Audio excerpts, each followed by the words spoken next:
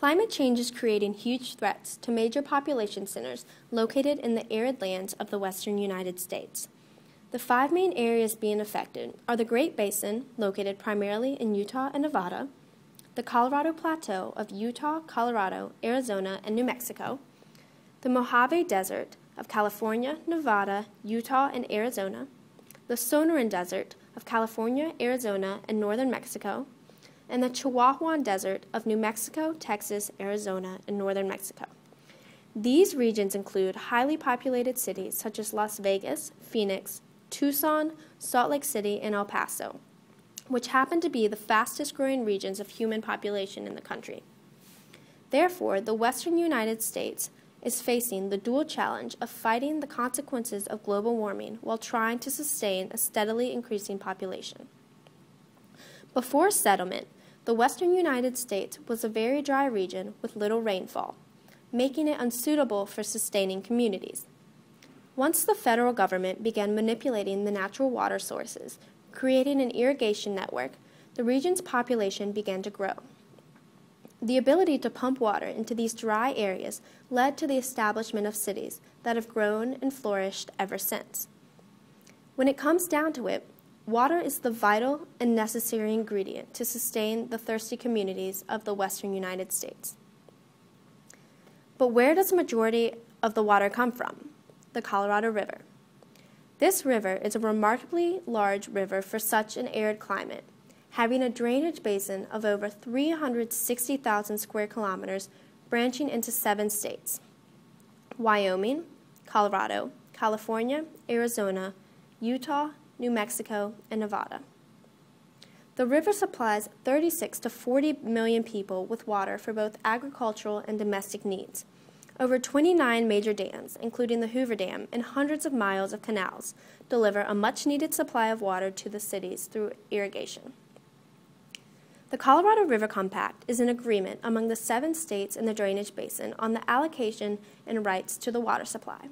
When it was signed in 1922, the stream flow records suggested an annual flow of 17.5 million acres per feet.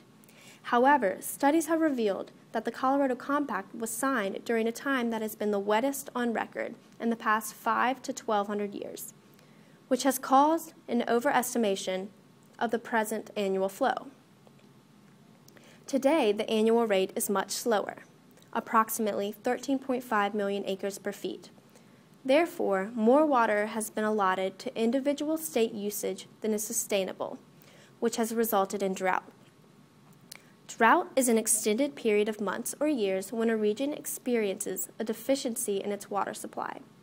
Major reservoirs in the basin provide a significant amount of water to surrounding regions, and their water levels have dropped to historic lows.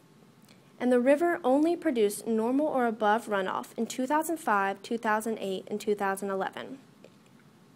The overusage of the river's water supply is not the end of the story. This, in combination with climate change, accelerates the drought of the arid western states. So how exactly does global warming affect the Colorado River?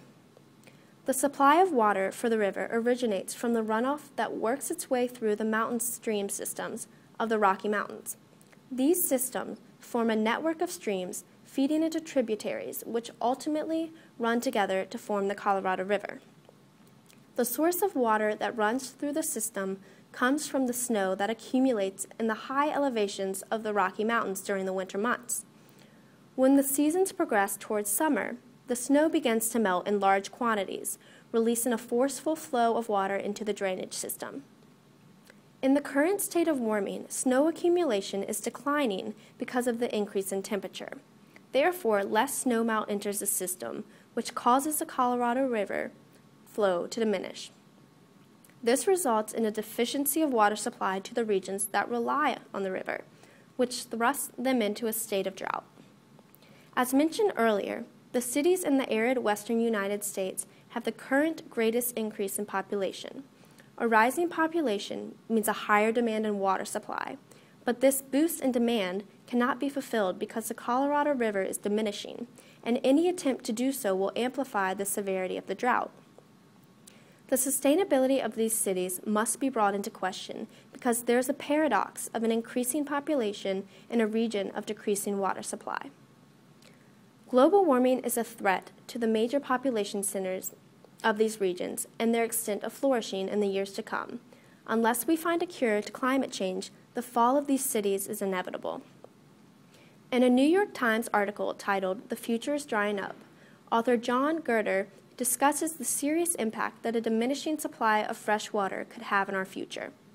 Stephen Chu, a Nobel laureate and the director of the Lawrence Berkeley National Laboratory, said in an interview, quote, "There's a 2/3 chance there will be a disaster, and that's in the best scenario," end quote.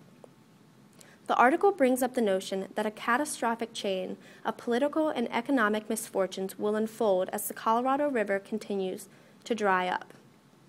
Quote, "The region would experience an apocalypse, an Armageddon," end quote. Gerder continues to discuss the idea of certain climate alterations as a result of global warming. Some regions will get increasingly drier, while some areas will transform to wetter climates. It is believed that the arid lands of the western United States will experience a dramatic shift towards a drier climate, resulting in desert-like conditions of the Sahara. With that said, emerging from a state of drought will not be a concern for the western regions. Rather, it will be how to deal with complete desertification.